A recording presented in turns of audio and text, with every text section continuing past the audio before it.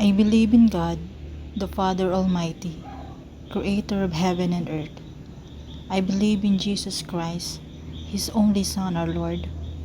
He was conceived by the power of the Holy Spirit and born of the Virgin Mary. He suffered under Pontius Pilate, was crucified, died, and was buried. He descended to the dead.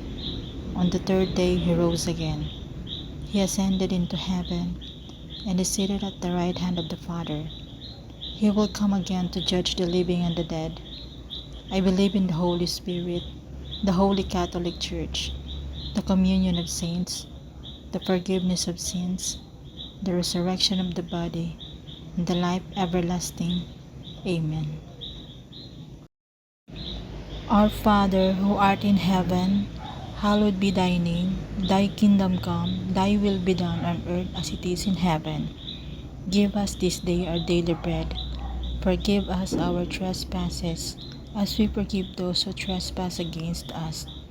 Lead us not into temptation, but deliver us from evil. Amen. Hail Mary, full of grace, the Lord is with thee. Blessed art thou among women, and blessed is the fruit of thy womb, Jesus. Holy Mary, Mother of God, pray for us sinners, now and at the hour of our death. Amen. Glory be to the Father, and to the Son, and to the Holy Spirit, as it was in the beginning, is now, and ever shall be, world without end.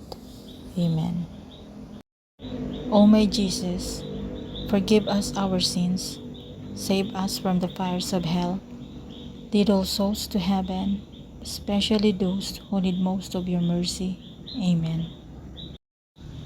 Remember, O most gracious Virgin Mary, that never was it known that anyone who fled to your protection, implored your help, or sought your intercession was left unaided.